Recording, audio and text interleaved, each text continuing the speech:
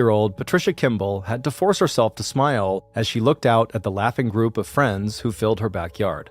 There was no question that the Saturday evening barbecue for her fellow Sunday school teachers and other members of the Elm Street Baptist Church had been a very big success. It was September 9th, 1995, and the early fall air had been warm without being hot, and the clouds passing now and then over the sun, along with the leafy trees that stood around the Kimball single-story greenhouse, offered just the right amount of evening shade. And not that long ago, this happy gathering would have represented everything that Patricia had ever wanted in life, and everything she had always loved about her small hometown of Pleasant Garden, North Carolina. There was her 26-year-old husband with his toothy smile, green eyes, and strong, sturdy build, and right next to him was Patricia's brother, Reuben, and his wife, Christy, and just off to Patricia's right, she could see her closest friends laughing and chatting as they began to gather up empty plates and leftovers and take them into the kitchen. And out of sight, but still within 30 miles of where Patricia was standing, there was the apartment complex where she worked as a manager, there was the building supply store that her husband owned, and there were the homes of her parents, her in-laws, and her cousins. But ever since Patricia's marriage 17 months earlier, the happiness that Patricia had expected to feel as she assembled these building blocks of a good life, husband, family, church, friends, and work, had slowly faded. And in its place was Patricia's growing sense that the future she had imagined when she walked down the aisle to exchange rings with the man she had loved ever since she first laid eyes on him might never materialize. Yes, she and Ted had their cozy 3-bedroom house on Brandon Station Court, and yes, they were both devout Christians who were active in their church, and yes, Patricia still hoped that she and Ted would start a family together. And yes, some of her anxieties, like the fact that the house she lived in had been robbed twice, had nothing to do with being married. Still, the break-ins had shattered the sense of security Patricia felt as she started her new life with Ted.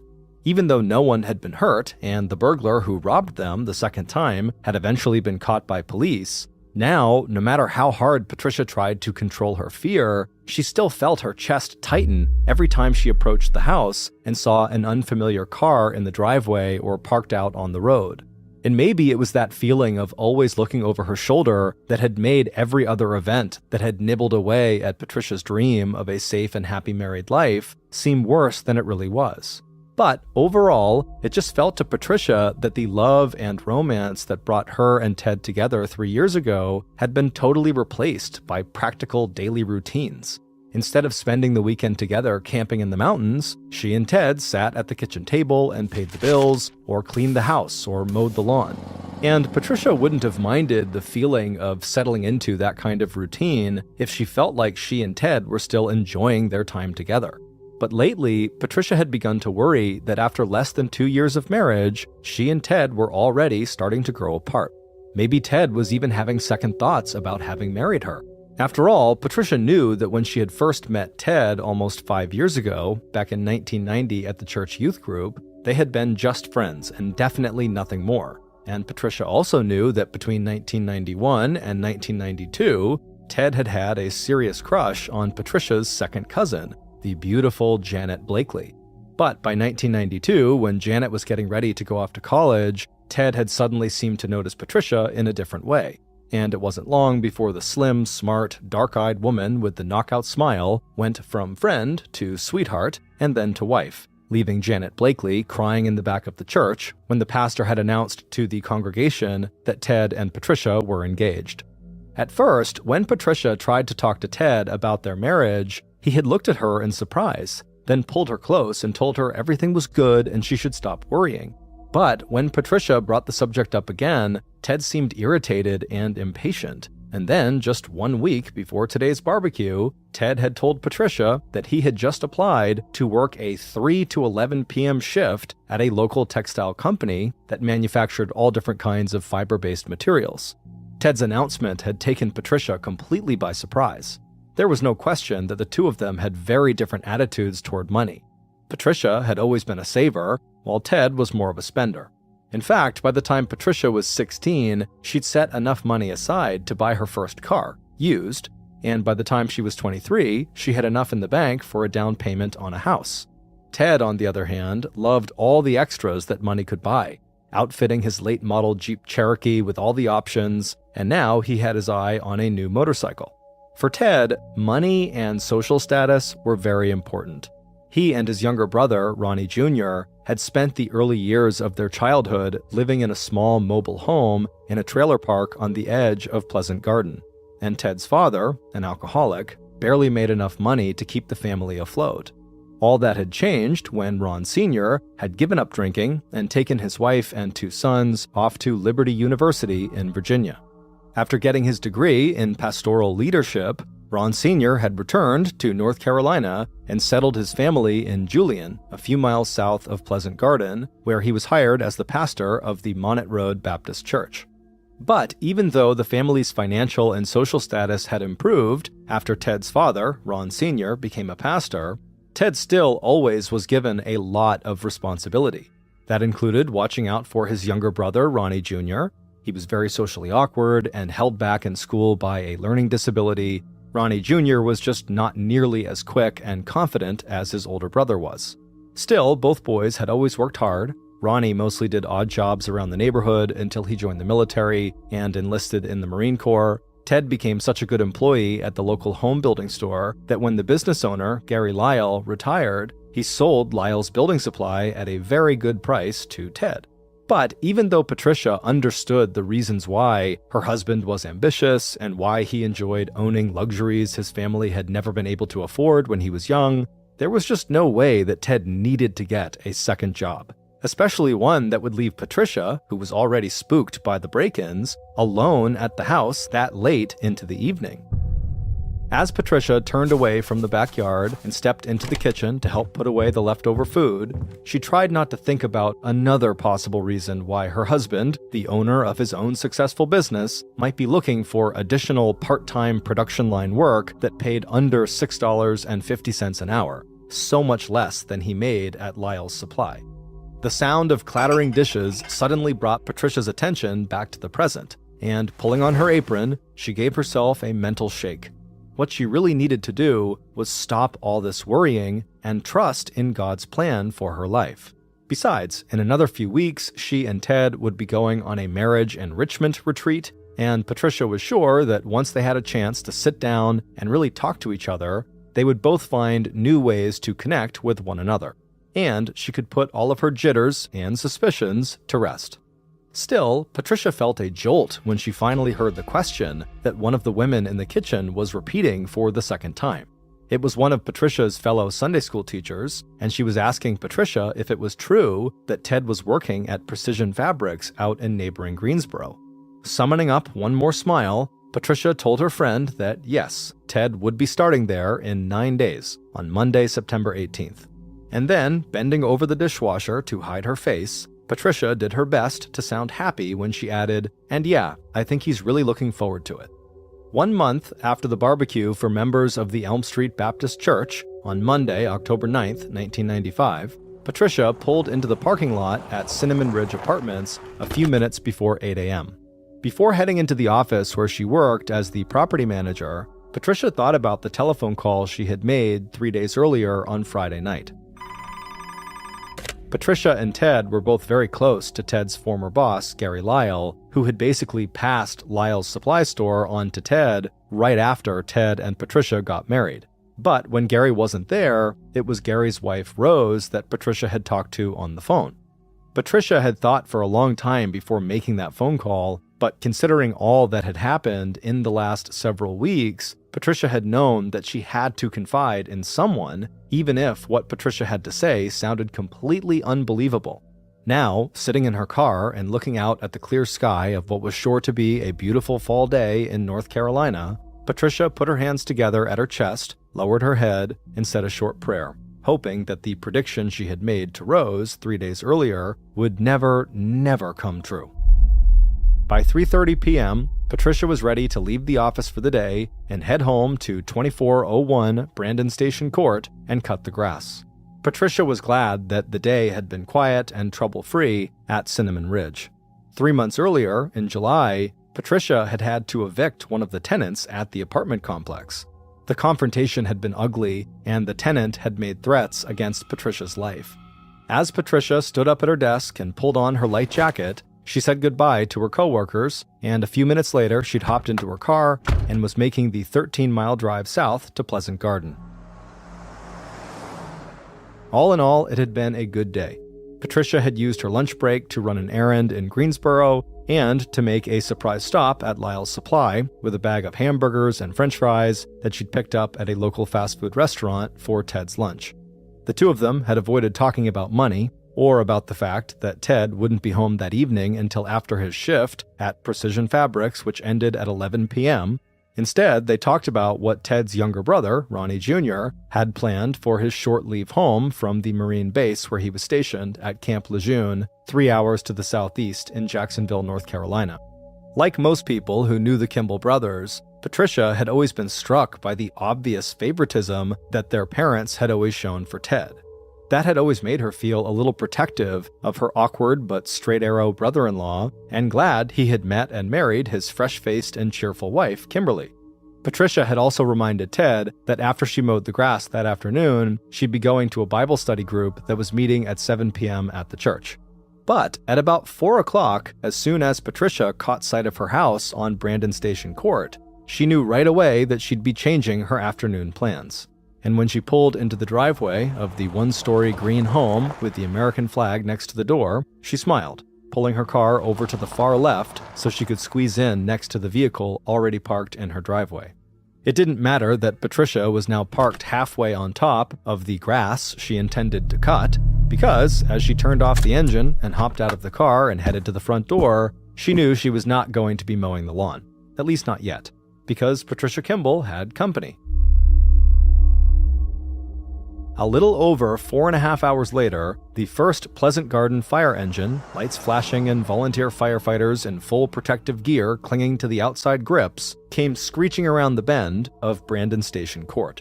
All eyes were already on number 2401, the one-story green house that now had waves of thick, muddy-looking smoke pouring out from under the front door and the openings in the chimneys, windows, and vents. And none of these first responders needed to be told that this house belonged to Patricia and Ted Kimball. Because the dispatcher at the fire department, who had taken the 911 call at 8:46 p.m. that evening reporting a house fire at 2401, had been Patricia's godfather. The emergency call was also personal for the lead firefighter, who had hopped down from the jump seat on the fire engine even before the truck had come to a full stop. 24-year-old Alan Fields had gone to high school with Ted Kimball, and he knew Patricia's family, the Blakeleys, even better. According to dispatch, Patricia's brother, Reuben, had gotten a call at about 8 p.m. from Ted at Precision Fabrics, asking Reuben to go check on Patricia, who had not been answering Ted's telephone calls. Now, even before his crew had connected the hose to the nearest fire hydrant, Alan could feel the intense heat coming off the house in waves as he and his fellow firefighters rushed through the carport to the side door of the house that led into the kitchen. But nothing in Alan's 6 years with the fire department had prepared him for the blast of superheated air and smoke that smothered him and his crew as soon as they had pushed through that door.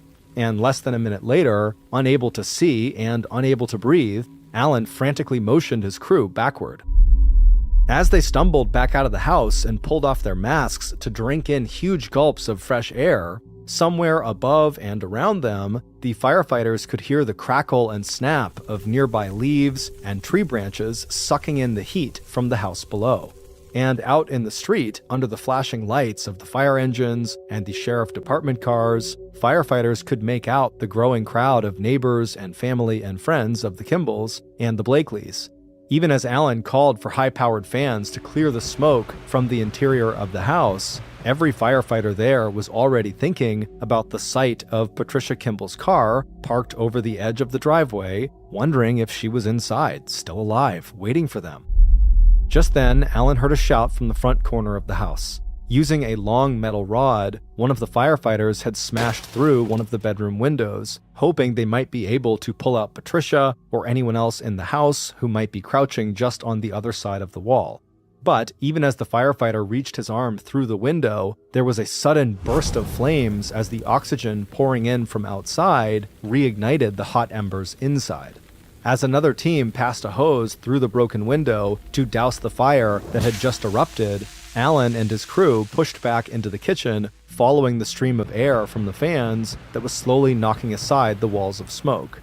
As the pressurized stream from the hose began hitting the walls and floor and ceiling, the air in the kitchen, then the living room, and then the hallway was filled with the sound of sizzling water.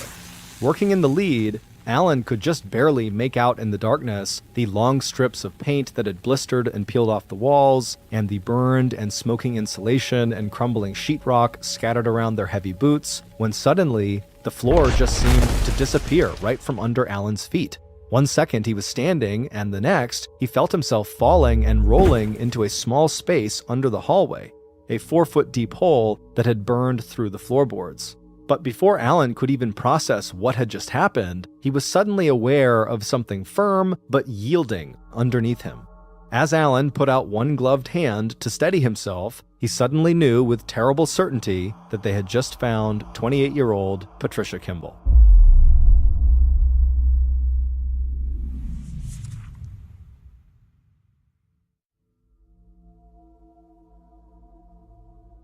By the time Detective Jim Church from the Guilford County Sheriff's Department met up with his supervisor at 2401 Brandon Station Court that night, sheriff deputies had already strung yellow tape around the Kimball's property to hold back the crowd of spectators, and crime lab technicians and Guilford County fire inspectors were already combing through the smoking rubble inside the house. But within minutes, a simple walkthrough of the damaged building, lit by portable floodlights, told Detective Church and Sergeant Detective David DeBerry a lot of what those techs and inspectors would later confirm. The most important and obvious piece of that information was that the fire that had killed Patricia Kimball had not been an accident. Sitting right in the middle of the kitchen was an empty gasoline can, and Detective Church, who was also a volunteer firefighter, pointed out the obvious burn pattern caused by an accelerant like gasoline that led from the kitchen over the back of a couch in the living room and then down the hallway to where Patricia's body had been discovered. The detectives and fire inspector would also agree that whoever had set the fire had probably hoped it would burn long and hot enough to destroy the entire house. Instead, the fire had probably only burned intensely for maybe a few minutes, not hours, leaving the bedrooms in the house practically untouched by actual flames. And those bedrooms, especially the Kimball's master bedroom, told their own part of the story. As investigators stood in the doorway and took in the sight of the emptied-out dresser drawers, overturned nightstand, and the mattress pulled off the bed, they both came to the same conclusion. Before setting the fire, the arsonist had tried to make it look like the house had been robbed.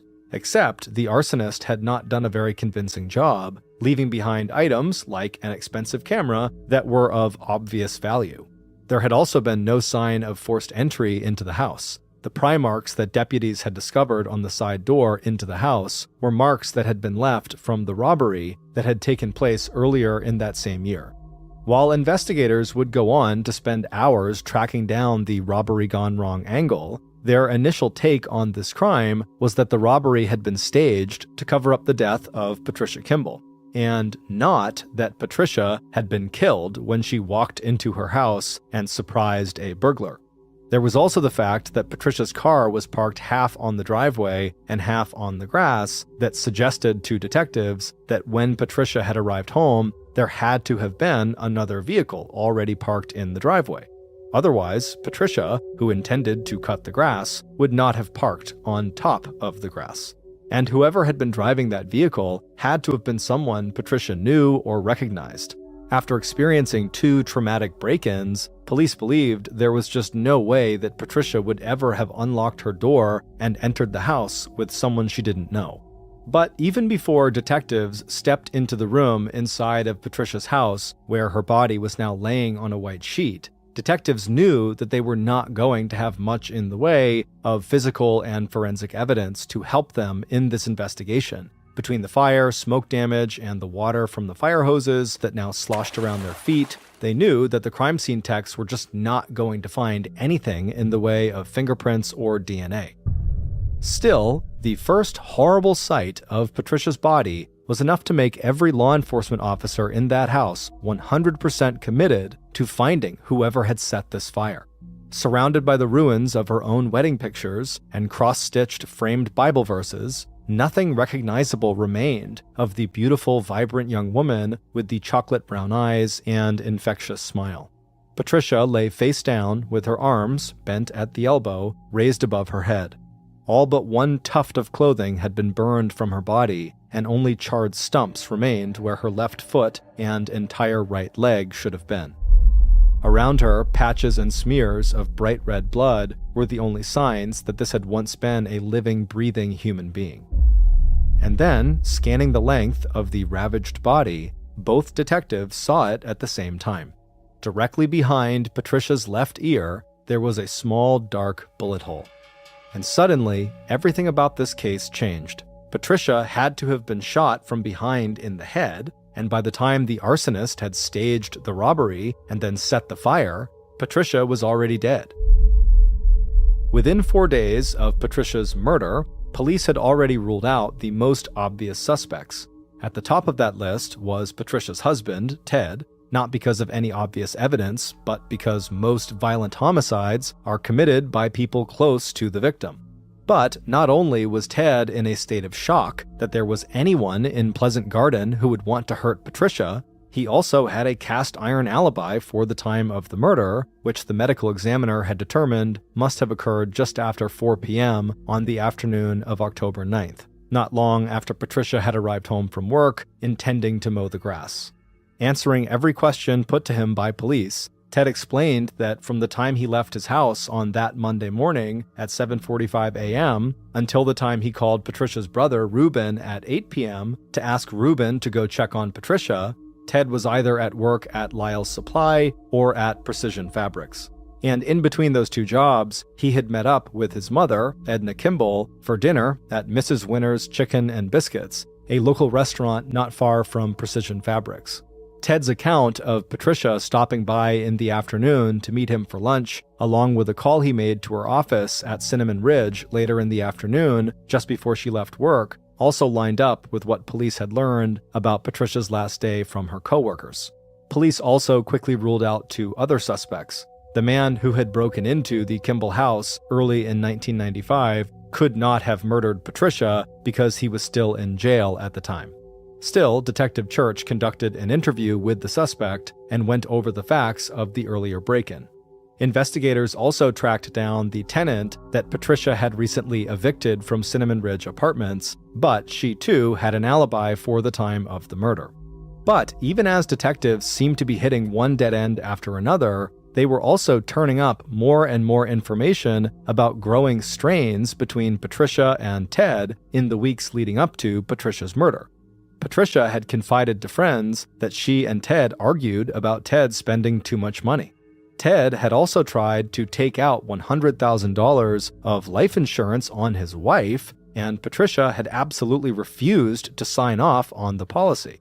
Those same friends also told police that when Ted started working his part-time job at Precision Fabrics about 1 month before Patricia's death, Patricia had worried that he hadn't taken the job because he wanted more money. Instead, he had taken the job because he wanted to spend less time with Patricia. And despite the fact that Ted had an alibi and that he never collected on that life insurance policy, police continued to treat Ted as a suspect, circling back again and again to ask him more questions about his relationship with his wife and looking for inconsistencies in the story Ted had told police about his activities on the day of Patricia's murder.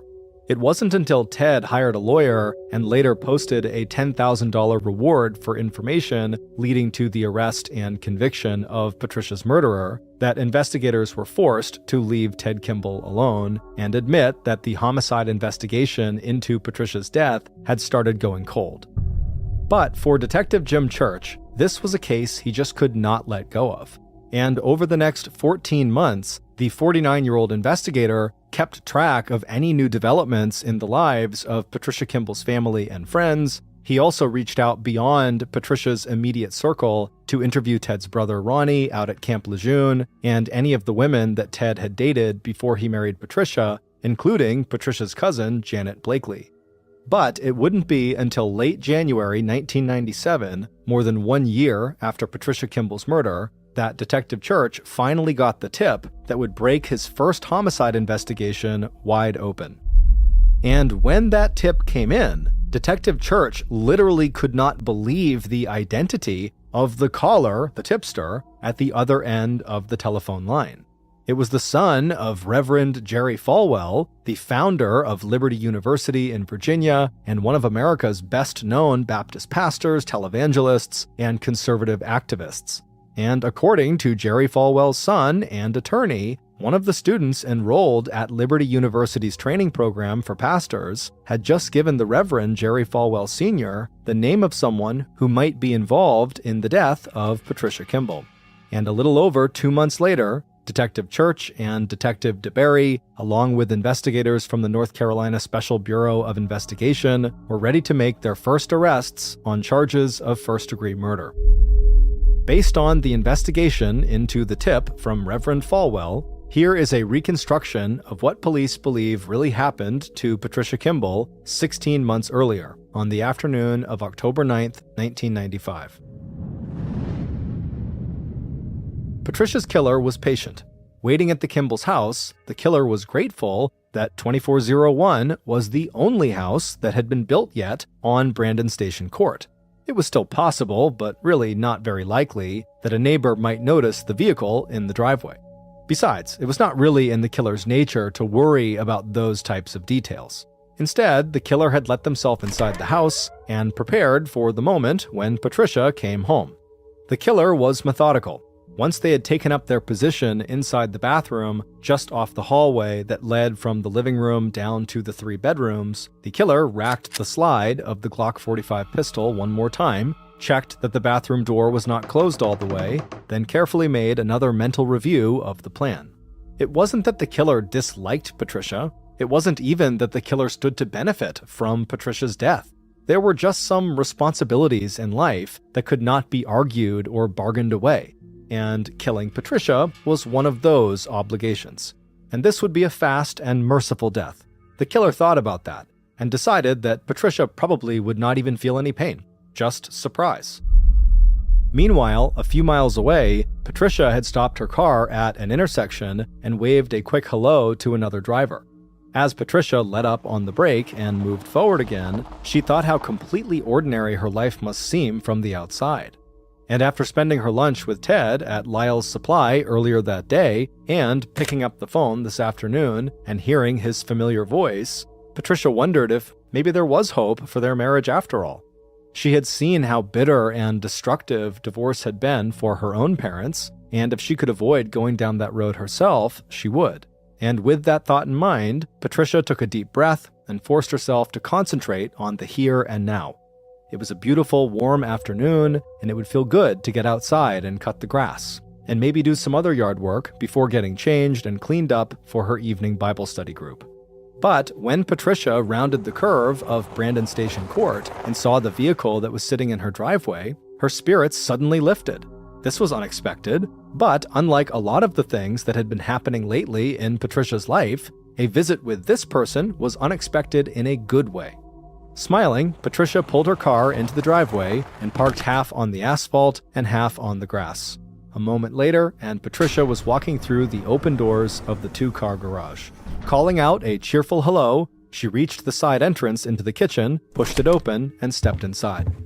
Patricia was a little surprised when she heard a slightly muffled answer coming from deeper inside the house, but she didn't hesitate before following the voice down the hallway that led to the bedrooms. And this was exactly the moment the killer had been waiting for.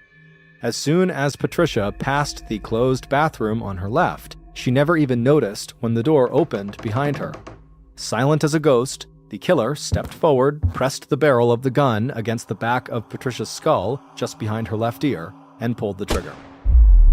Inside the small house, the blast from the gun was deafening.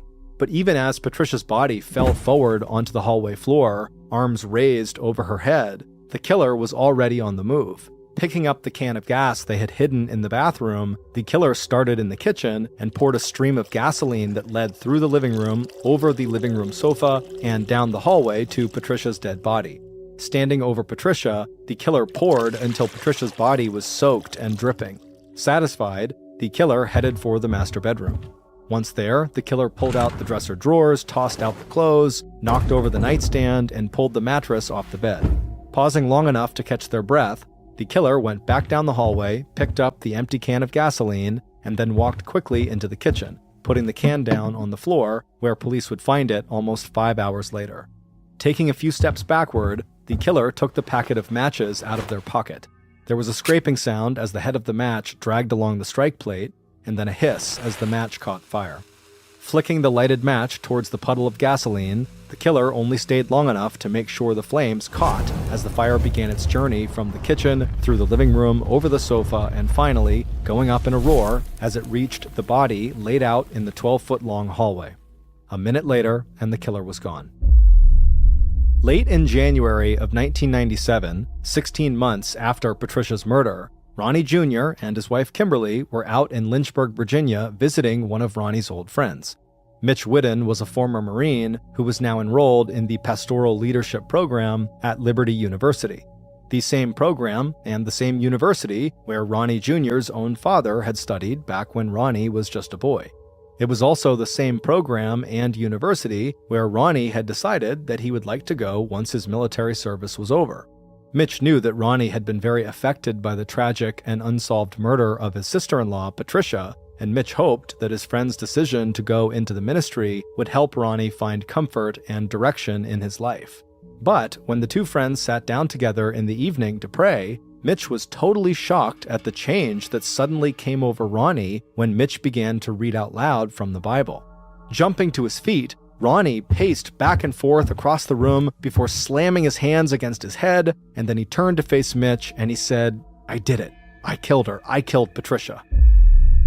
One day later, on Saturday, January 25th, Mitch drove to Liberty University and put in a desperate request to speak to the university founder, Reverend Jerry Falwell Sr.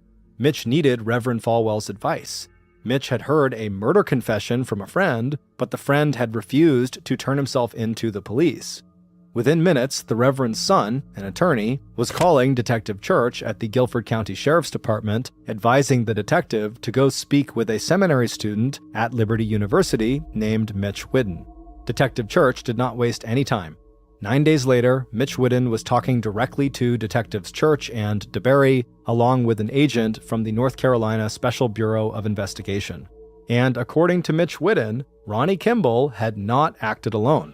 On the night that Ronnie confessed to Mitch that Ronnie had killed Patricia, Ronnie had also said that it was his older brother, Ted, Patricia's husband, who had asked him to commit the murder. Although Ted had promised his younger brother a cut of the life insurance money Ted expected to collect after Patricia was dead, Ronnie had told Mitch that he agreed to kill Patricia because Ronnie would rather die than say no to his older brother. It would turn out that in the months leading up to her death, Patricia Kimball had every reason to be worried, not only about her marriage, but also about her personal safety. Patricia had been upset when Ted pressured her to sign off on a life insurance policy that would have paid Ted $100,000 in the event of Patricia's death and $200,000 in the event that Patricia died an accidental death, like, for example, if she was burned to death in a tragic house fire. What Patricia did not know until just days before her death was that after Patricia had refused to sign off on that insurance policy, Ted had forged her name on the policy and submitted it to the insurance company. What Ted apparently did not know when he forged Patricia's signature and when he asked his brother Ronnie to kill Patricia was that the insurance company needed more than just Patricia's signature to issue the policy. They also needed Patricia to take a series of blood tests as well as a physical examination in order to approve the paperwork. And when the insurance company agent and the doctor's office called to schedule those tests, saying they had Patricia's signature on the policy, Patricia had become hysterical, said no to the tests, and slammed down the phone.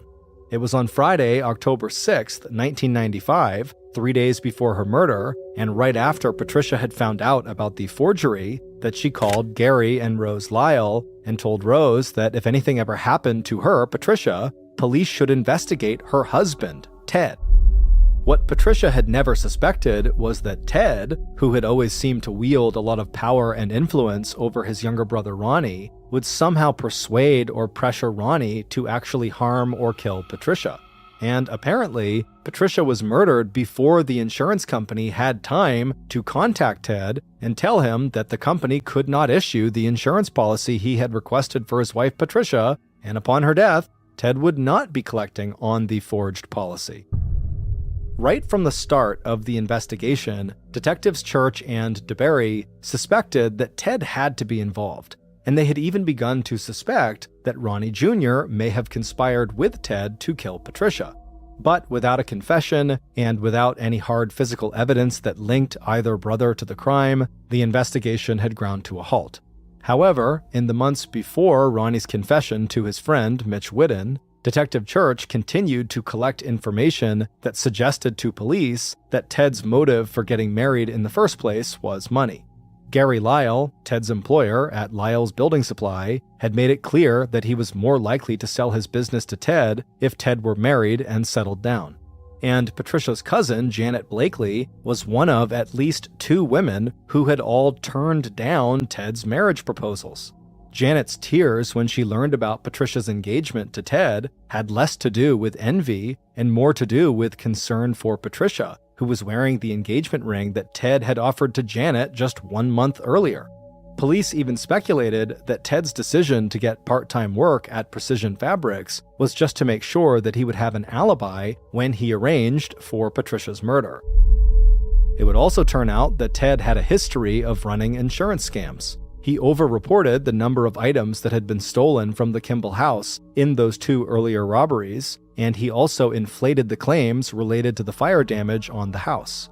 Ted would also be charged with stealing construction supplies from local businesses and from a local church that he would later sell at Lyle's Supply.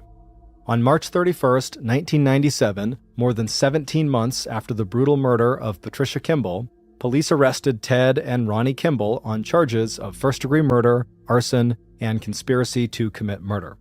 In September of 1998, almost 3 years after killing his sister-in-law, Ronnie Jr. was found guilty and sentenced to life in prison without parole. 3 months later, and 1 month before Ted was scheduled to go on trial, a search of Ted's prison cell revealed detailed escape plans along with Ted's plans to hire someone to kill 5 witnesses who were scheduled to testify against him. Included on that hit list were Gary Lyle, the man who gave Ted his start in business, and Gary's wife Rose, Patricia's telephone confidant. 2 months after police discovered Ted's hit list, Ted Kimball avoided a jury trial by pleading guilty to a lesser charge of second-degree murder along with arson and conspiracy. In January of 1999, a little over 3 years after Patricia's murder, Ted Kimball was sentenced to 107 years in prison.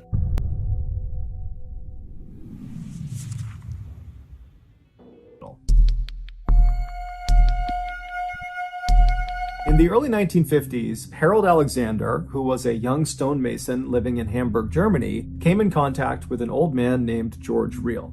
George was the leader of a small religious group called the Lorber Society.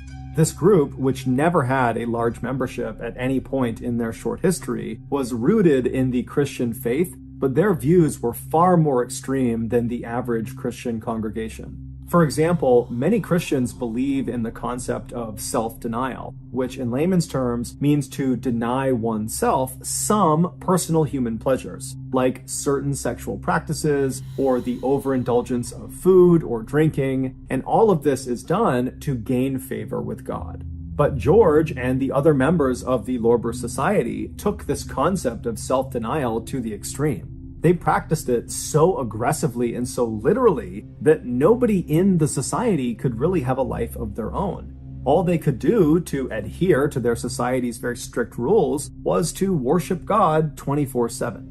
In addition to their very severe lifestyles, members of the Lorber Society also believed that anybody outside of their small society was basically evil. So Harold meets George. It's unclear exactly how he meets George, but he does, and immediately Harold is blown away by George. He thinks he's totally incredible, he's so charismatic, and apparently George felt equally highly about Harold. And so right away, they have this friendship, they strike up, and Harold and his wife, Drogma, they end up joining the Lorber Society, and they completely give themselves over to this very intense lifestyle, and they listen to everything George tells them to do. And then very quickly, after Harold and his wife had joined this society, their leader, George, became very ill, and it became clear he was going to die soon.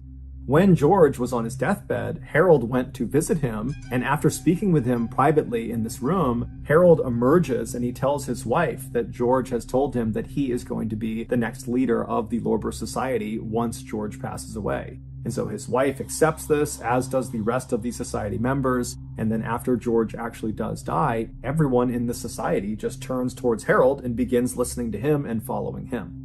It's worth noting that we don't know for sure if George really did tell Harold that he was going to be the next leader of the Lorber Society, or if Harold just made that up because he knew George was going to die soon and he could kind of get away with stealing that title. Over the next few years that Harold was in charge of the Lorber Society, he began introducing a new concept to the members. He would continuously tell them that they needed to be ready for when the next prophet of God returned to the earth. Harold told his members that when this happened, 1, Harold would know immediately and he would tell them, and 2, whatever this prophet wanted, no matter how confusing or crazy or terrible, they had to do it without question because this was God's will. In 1953, so roughly a year or two after Harold has taken over the Lorber Society, he and his wife, Drogma, have their second child. It's their first boy and they name him Frank. And as soon as this child is born, Harold looks at him and determines that this boy, his son, is the prophet they have all been waiting for. And so he tells his wife and he tells the members of the Lorber Society that his son, Frank, is the prophet of God, and everyone across the board completely accepts it. As the prophet, Frank, grew up, he was shamelessly worshipped and waited on 24/7 by the members of the Lorber Society and his own family. And so naturally, this had a profound impact on the way Frank thought and how he behaved. By the time Frank was at the age of grade school children, he fully believed that he was the prophet of God, and he began using that authority to kind of boss his family around more than he really needed to, especially his 3 sisters and his mother. But no one ever intervened because, again, this is the prophet of God and he can do whatever he wants. When Frank turned 16, he started thinking about girls and sex, but he was conflicted because he had been taught everybody outside of this society he was a part of were evil. And so he didn't want to pollute himself by having sex with these evil women. And so he went to his father and told him that he wants to start having sex with his mother and his sisters in order to stay pure. And his father, Harold, not only embraced the idea, he encouraged it. And in fact, he would often join in with his son during the sexual intercourse. As for the 4 Alexander women, they completely accepted their new roles as sexual objects because they believed by doing whatever Frank the prophet wanted, they were serving God. Eventually, one of the sisters began talking to some of her very few friends at school about how she was kind of jealous of her other sisters for all the attention they were getting from Frank. And so the friends kind of picked up on this strange relationship between the siblings, and before long, rumors had started about there being some incestuous relations inside of this family, and those rumors eventually made their way to the parents of students, and then from the parents, that made its way to the police, and before long, Harold had discovered that the Hamburg police were about to launch an investigation into his family. And at the same time, Harold also discovered that members of the Lorber Society, they had heard about these incest rumors as well, and they had their own suspicions already, and they were not on board with incest. And so they were very clearly starting to distance themselves from Harold and his family. And so it was pretty clear to Harold that the writing was on the wall. He and his family were no longer welcome in Hamburg. And so he goes to the Lorber Society and kind of retires and says, I'm leaving. You need to find yourself a new leader of this society. And then he and his family completely broke ties with the Lorber Society. They left Hamburg and fled south to Santa Cruz, which is a city on the Canary Islands in Spain. And so they settle into this little apartment inside of this busy city, and very quickly they fell back into their old routines of constantly worshiping Frank, the prophet of God, despite the fact that they were no longer affiliated with the Lorber Society. And so their actions were now being driven by their own personal belief system. 10 months later, on December 22nd, 1970, a wealthy doctor named Walter Trankler was at his villa, which was located not far from where the Alexanders lived, when he heard a knock at his front door. When he opened the front door, he saw there were these two men who he didn't recognize, who were covered head to toe in what looked like mud, and at first he was totally taken aback by their appearance and almost wanted to just shut the door. But in order to be polite, he kept the door slightly open and said, hey, how can I help you guys? And the two men would introduce themselves as Harold and Frank Alexander, and they were there to speak with one of their family members, Sabine. Sabine was one of Frank's two younger sisters, and she worked for the doctor as a housemaid. And so the doctor, he didn't know any of Sabine's family members, so he just kind of took their request at face value and said, hold on, let me go get her. And so he leaves the front door, he goes into the kitchen, and he finds Sabine, this 15-year-old girl, and he tells her that your father and your brother are waiting for you outside. They want to talk to you.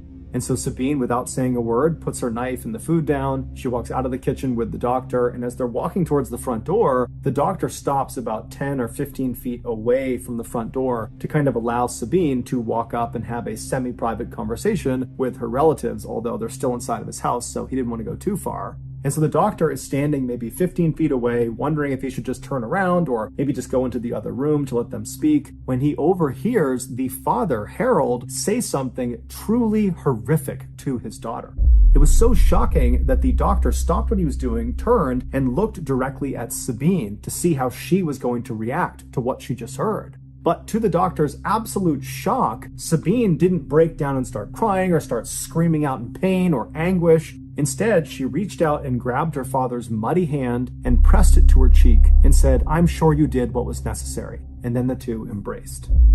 The doctor stood there totally shocked, staring at these people, wondering what the heck they're doing. Why are they here? What are they talking about? Is this really happening? And then he just kind of blurts out, "Hey, I'll be right back. Stay right there." And then the doctor turned around and darted out of the front hall into another room where he barricaded himself inside, and then he called the police. When the police showed up just a few minutes later, they rolled into the front lot and they saw Harold, Frank, and Sabine were still just casually standing in the front doorway of the doctor's villa, seemingly not really trying to go anywhere or do anything. And so the police get out of their car, they walk up to the trio and they say, "What's going on? What are you doing here?" And Harold very calmly and casually tells one of the officers the same horrible thing that the doctor overheard him saying to Sabine. Except this time, Harold specified to the officers where this horrible thing took place. He said it happened inside of their apartment.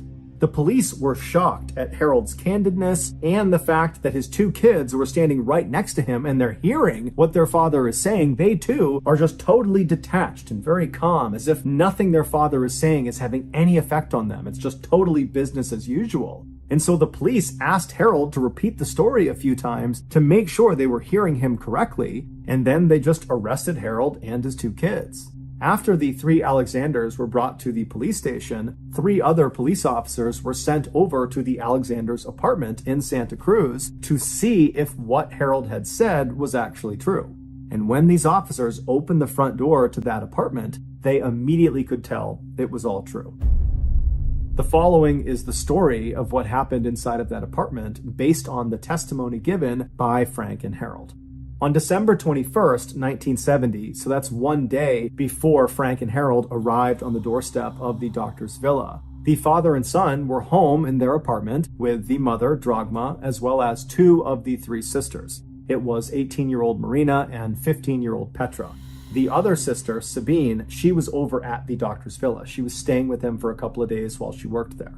At some point that afternoon, Dragma and Harold left the living room and went into one of the bedrooms to lie down and take a nap. And after they lie down, Frank, for some reason, gets up from the living room and walks into the bedroom and sits down on the edge of the bed and just stares down at his mother. And when his mother rolls over and looks up at her son, Frank would later tell police that the look she gave him was suggestive and it was offensive to Frank, and he believed she was not permitted to look at him that way. And so in this moment that she's looking at him, he said he instinctively knew that the killing hour was upon them. The killing hour was not a Lorber Society concept. It was something that Frank and most likely Harold had come up with, and the rest of the family, the mother and the 3 sisters, had totally accepted.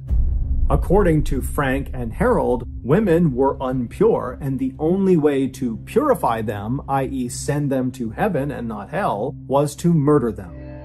And so it was just fundamentally understood in the Alexander household that at some point, Frank was going to declare that the killing hour was upon them. And when that happened, all the women in the household were told to stop what they were doing and wait for Frank to sacrifice them.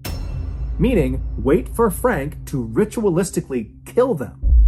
So after Frank has seen this offensive look on his mother's face, he now feels like the killing hour is upon them, and so he literally announces it to his mother and to his father, who's right next to her, and then Frank grabs a nearby wooden coat hanger and strikes his mother on the top of her head. Now, his mother, she's heard that the killing hour is upon them, and he's starting to beat her, and so what does she do? She follows the rules. She flips herself over onto her stomach, puts her hands down by her side, and lays flat and still so Frank can more easily kill her.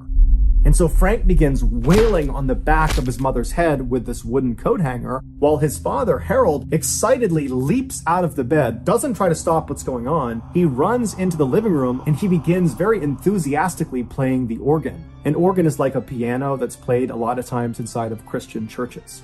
And so with all this commotion going on in the house, the other two sisters that were there, Marina and Petra, they come out of their bedrooms into the living room. They see their father playing the organ, and they look into the bedroom where they hear all this noise, and it's Frank murdering their mother. And they're looking at this happening. They're not doing anything. They're just staring at it. And then their father says to them, "The killing hour is upon us. You need to get ready." And so the girls, when they hear this, they know the rules. And so they stop watching this attack, and they make their way over to the center of the living room, and they sit down cross-legged, and they begin to patiently wait their turn. After a while, Frank stopped beating his mother, who was now unconscious or perhaps even dead, and he walked out of the bedroom into the living room where he saw his father on the organ, and he saw his two sisters sitting on the ground. And so without any hesitation, he walks over to Marina, the older one, the 18-year-old, and he begins hitting her on the top of the head until she slouches over onto the ground motionless. And then he turns to the younger one, Petra, the 15-year-old, and he does the same thing to her until she's laying on the ground motionless. After this, Frank stands up and he leaves the living room and goes into the kitchen where he retrieves a small knife, pruning shears, and a hammer. At this point, it's likely that one or two of the Alexander women were still alive. And so Frank, he comes back into the living room with these tools in hand, and with the organs blaring in the background, he begins to systematically hack off the breasts and genitals of his two sisters and his mother. And apparently this was a very slow and physically difficult task, and so he and his father Harold began switching off. One person would be on the organs while the other was mutilating, and they would switch back and forth until all of the offending parts on these three women had been removed and nailed to the wall. The last mutilation this father and son committed was to cut the heart out of the mother, Dragma, and they wrapped it up in a cord and then nailed this cord to the wall as well. Then, with the three Alexander women either dead or close to death, the father and son began running around the apartment, yelling and singing and rejoicing. They were extremely proud of what they had just done. Later that night, they left the apartment and slept in another property that they owned, and then the following day, December 22nd, they went to the doctor's villa to tell Sabine the good news. And so they knock on the door, the doctor answers, he goes back and gets Sabine. Sabine walks up, and Harold, her father, says to her, "Sabine, we wanted to tell you right away that Frank and I have just finished killing your mother and your sisters." To which Sabine walks up to him, takes her father's hand, presses it to her cheek, and says, "I'm sure you did what was necessary." This, of course, is what the doctor saw and overheard that was so horrible and prompted him to call the police. It was also the moment when he realized that was not mud all over these two men. That was their family members' blood. Psychiatrists would ultimately determine that Frank and Harold were not mentally fit to stand trial, and so they were both committed to an asylum for the criminally insane. Both men never showed any remorse or regret about what they had done. In fact, they continued to justify their actions by saying, because of them, these three women got to go to heaven. As for the one surviving daughter, Sabine, she pleaded with authorities to let her go live with her brother and her father in this asylum, but they rejected this request and sent her to live in a convent, which is a building that nuns live in, and no one really knows what happened to her after that. Shockingly, in 1990, so roughly 20 years after Frank and Harold were put into this asylum, they managed to escape, and they were never caught. To this day, their whereabouts remain unknown.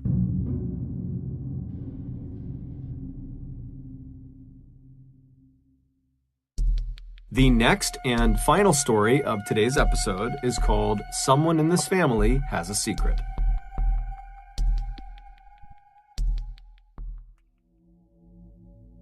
Strongsville, Ohio used to be just another typical quiet American suburb. Nice homes, nice families, nice restaurants, and a mall. But in late 2017, a discovery was made in Strongsville that put this town on the map in the worst way possible. To understand this discovery, we need to go back to early 2016 when this town's nightmare began. In early 2016, two longtime Strongsville residents, Bruce and Melinda Pleskovic, received some very exciting news. Their 20-year-old daughter named Anna and her 20-year-old fiance named Jeff had just told them they were expecting a baby girl. And so Bruce and Melinda were totally excited about the prospect of finally becoming grandparents, but at the same time, they knew Anna and Jeff did not have very much money. Anna still lived at home with Bruce and Melinda. She did have a job, but she made very little money. She was a waitress at a local Applebee's restaurant. And as for Jeff, he had a better job working as a service technician for a heating and air company, but he didn't have enough money to support him and Anna. In fact, he didn't even have enough money to move out of his parents' home. He was still living with them on the other side of Strongsville. And so this couple, they're really excited about their baby, but Bruce and Melinda are thinking, we really got to find a way to support them because they are just not prepared for this first child.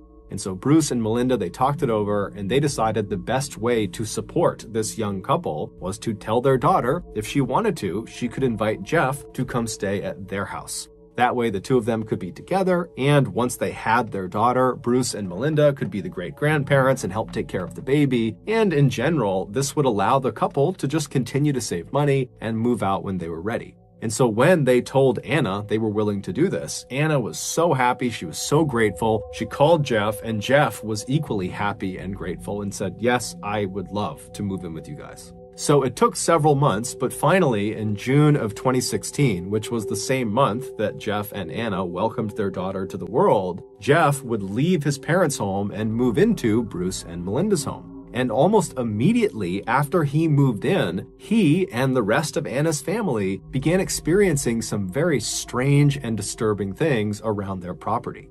Just a few days after Jeff had moved in, he and Anna were home alone. They were on the main floor of the house and they were having dinner at the kitchen table. And at some point, Jeff just happened to glance out one of the back windows that looked out into their backyard. And now this property had this huge sprawling backyard. Basically, they had all these houses kind of in a row and they all had almost like a communal backyard, this big open space. And so Jeff is looking out into this huge backyard and he sees off in the distance something strange. He doesn't really know what he's looking at because it's nighttime, it's dark, but he stands up and he walks over to the window. And as he's looking out, he sees way off on the backside of their property are these four strangers just standing there appearing to be smoking something. And they're just kind of looking up at the Pleskovic house. And so Jeff is looking out the window at these four, not really sure what to make of them. And he calls Anna over. And so Anna walks over and the two of them are looking out, not really sure what to do. I mean, on the one hand, these four people who they clearly didn't know or they believed they didn't know were definitely trespassing. But at the same time, they weren't really doing anything. They were just kind of standing there smoking. But as they're watching these four people, one of them begins walking up the property towards their home and then stops alongside the Pleskovic trampoline, which was in their backyard. And this person begins fiddling with the trampoline. And so at this, Anna's like, you know what? I don't know what they're doing. I feel totally uncomfortable. And so Anna would actually call the police. And so the police, they come out, but by the time the squad car arrived in front of the Pleskovic house, the four people in back must have seen the car and they took off running. And so when the police officer went in the backyard and looked around, there was no one there. And there was also no sign they were there. There was no dropped cigarette butts or anything. They just kind of vanished. And so the police officer told Jeff and Anna, if they come back, let us know.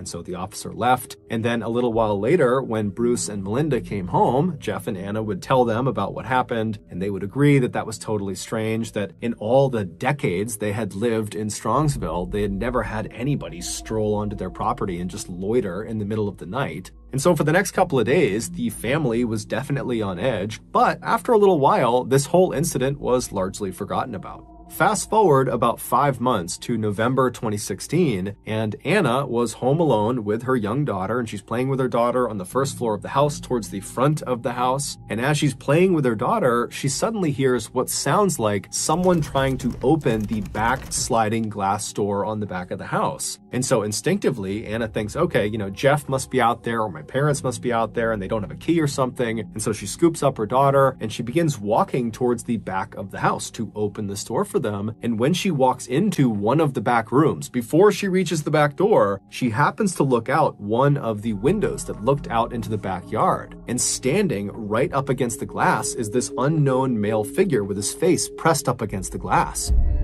And so Anna just freezes and stares at this guy, and then this guy, he notices Anna and he ducks down out of view. And now Anna's thinking to herself, this is the guy. He must have been trying to break in my back door. I'm home alone. I don't know what's going on here. I don't know if he's going to try to break in again. And so she just turns and runs back towards the front of the house. She runs upstairs. She goes in a bedroom. She locks the door and she calls the police. But by the time the police come out there and they look around, they can't find this unknown figure that was at the back of the house, and there's no sign of an attempted forced entry. And so unfortunately, they told her, look, I'm sure this was very traumatic for you, but there's really nothing we can do here. There's no evidence to suggest who did this. And so please just, keep your house locked. And if you see anybody suspicious on your property, call us back. And so naturally, after the police left and Anna had a chance to contact Jeff and her parents, they were horrified and they rushed home to comfort her. And then after the initial shock of this incident had worn off, the family began to speculate, do you think this might be connected to those 4 strangers we saw on our property a few months ago? It just seems odd that those 2 things would happen so close together.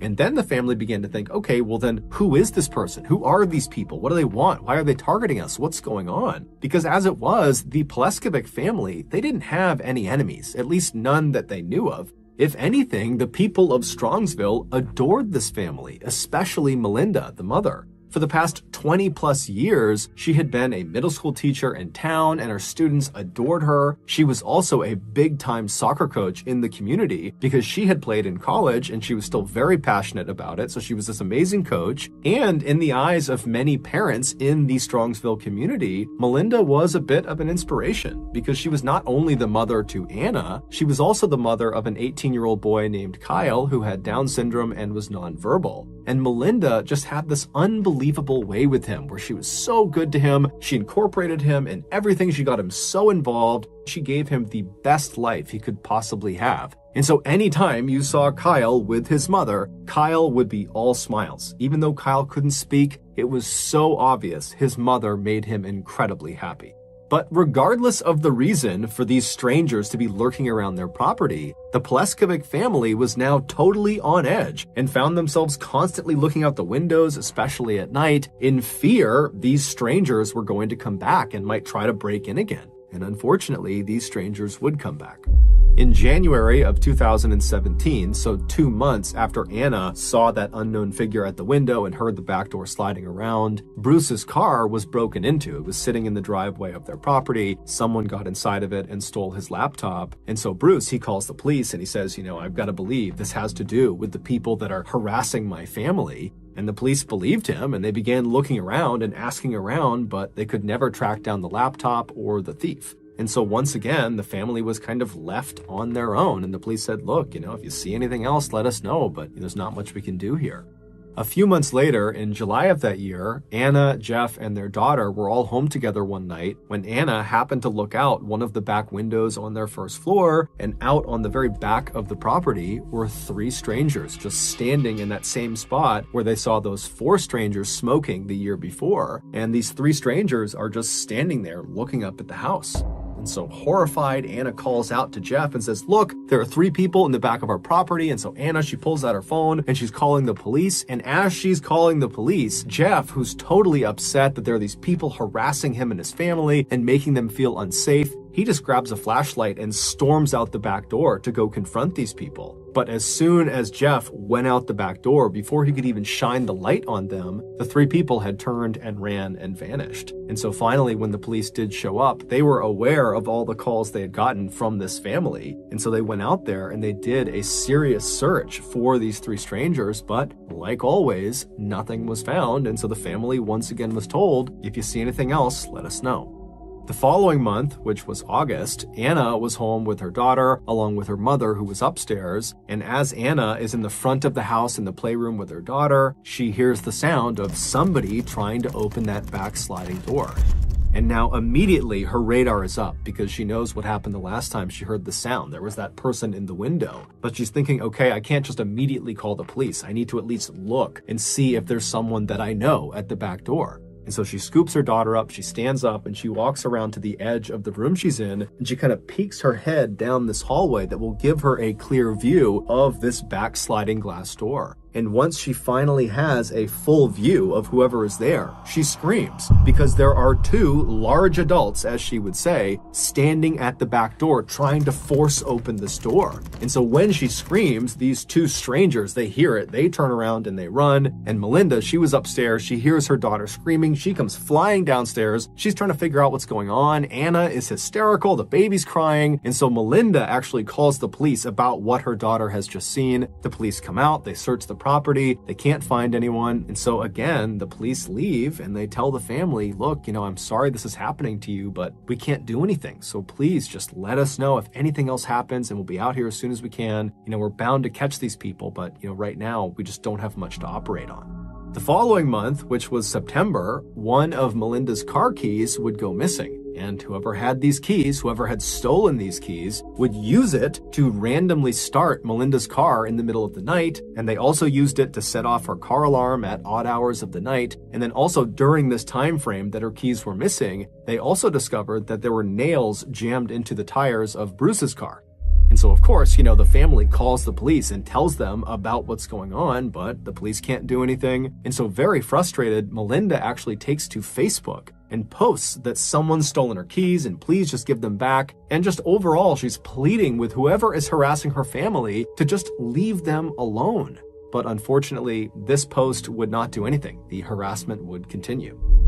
A month later, on October 19th, Jeff was home alone when he heard the sound of the backsliding glass door rattling, and now he knows that every time this has been heard by Anna, that there's always some stranger at the back door. And so Jeff grabs the family dog and he very carefully turns and looks down that hallway towards the back door to see who this is. And right as he pokes his head out, he sees there's this large adult figure with a hood up trying to open this back door.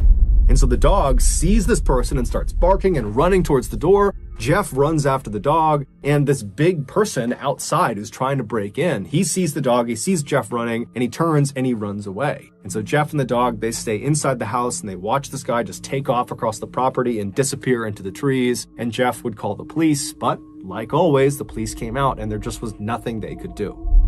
4 days later, on October 23rd, Jeff, along with his young daughter and Bruce, they went to the local Applebee's where Anna worked to have dinner there and have Anna wait on them. And then after they were done eating, they said their goodbyes to Anna, they left the restaurant, they hopped in their cars, and they drove back to their house. When they got there, Bruce was the first up the steps and he got to the front door and it was locked, and so he knocked. And Kyle, his son, he came and unlocked the door. Bruce went inside, followed closely behind by Jeff, who was holding his daughter. They get inside, and Bruce walks through the house to the back of the house where the kitchen is. He flips on the lights, and there's something on the kitchen floor. And when Jeff sees it, he immediately turns around and runs out of the house carrying his daughter. He grabs Kyle along the way and just takes them straight out of the house. And then once Jeff was outside, he called 911. And when you listen to his 911 call, it sounds like Jeff is unable to process what he has just seen. 911, what's the address of your emergency? Somebody's been attacked in my house. Somebody's been what? Attacked. They attacked who? Who was attacked? Mel Pleskovic. Mel Pleskovic was attacked. He was attacked by whom? Do you know? She was. No, we just came home. She's on the kitchen floor. Jeff and Bruce had just discovered Melinda lying on the kitchen floor. She'd been stabbed over 35 times and shot 3 times. She would be rushed to the hospital, but she would die that night.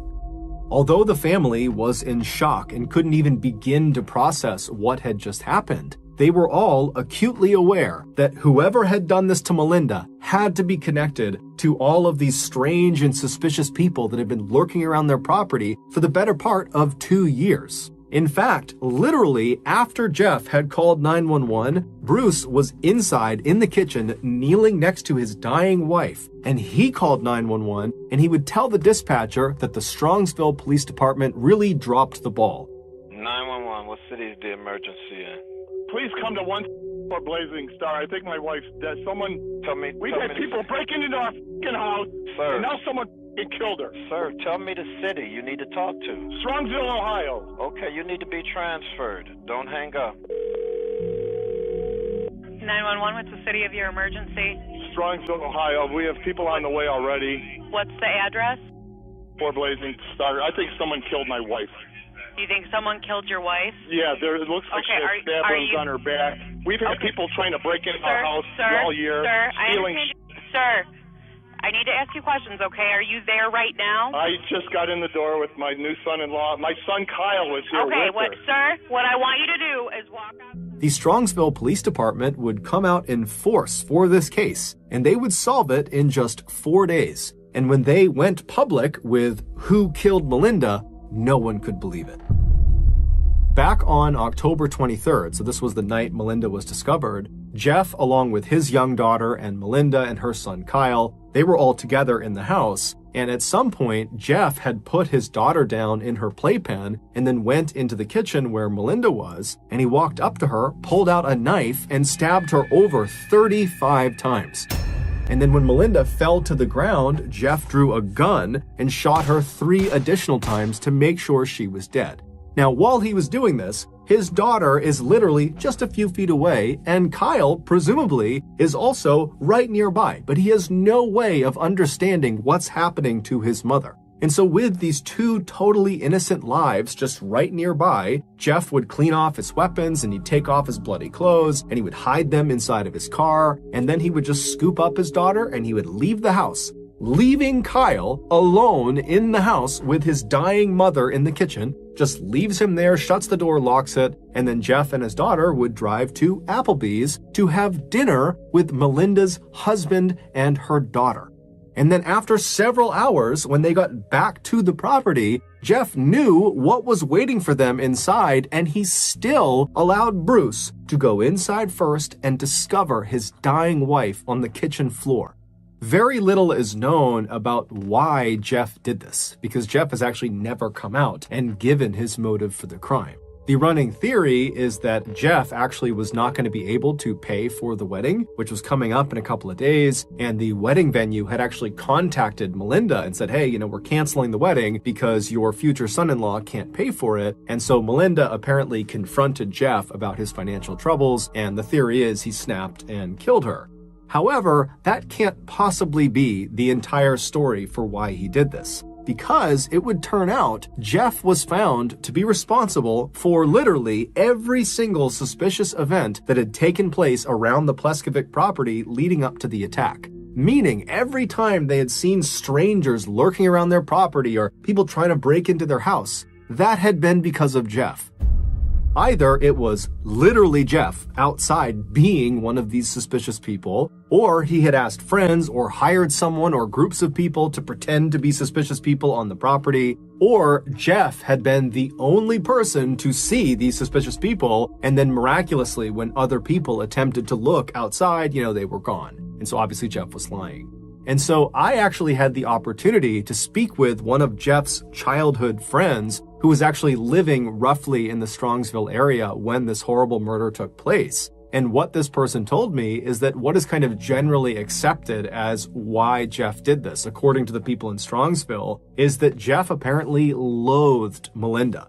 Even though she had opened her house to him, he loathed her. And as soon as he moved in 2016, he began plotting to kill her. And so all of these suspicious events were Jeff's attempt at building this really intricate alibi that they had these strangers out there that were targeting this family, and so that when she would ultimately be killed by him, it would look like these strangers had done it. And at first, it totally worked. Everybody believed, the police, the family, friends, that strangers had broken into the house and killed Melinda. In fact, there was so little suspicion on Jeff after her murder that Jeff actually served as a pallbearer in Melinda's funeral. But ultimately, the police would discover the knife and some bloody clothes in the back of Jeff's car, and so they would arrest him and they would present this mountain of evidence against him, and Jeff would confess to killing Melinda. However, he wouldn't give any additional information about the crime. He would just basically say, yes, I did kill her. He would also never give an apology or explanation to the family. He would ultimately be sentenced to life in prison with the opportunity for parole after 33 years.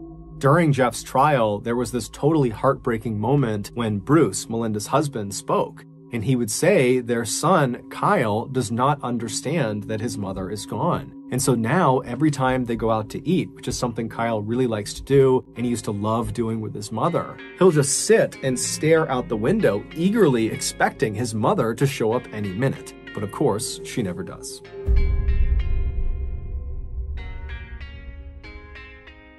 Thank you.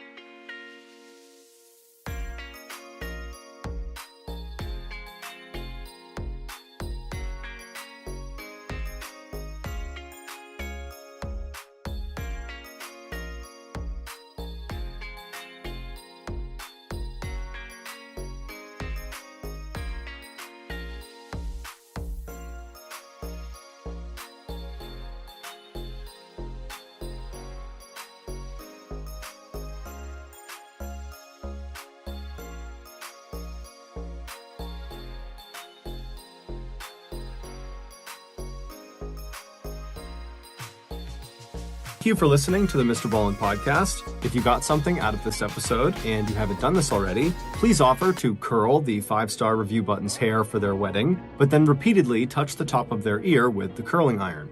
Also, please subscribe to the MrBallen podcast on Spotify, Apple Podcasts, Amazon, Google, and anywhere else you get your podcasts. This podcast airs every Monday and Thursday morning, but in the meantime, you can always watch one of the hundreds of stories I have posted on my YouTube channel, which is just called MrBallen. If you want to get in touch with me, please follow me on any major social media platform and then send me a direct message. My username is just @MrBallen, and I really do read the majority of my DMs. Lastly, we have some really cool merchandise, so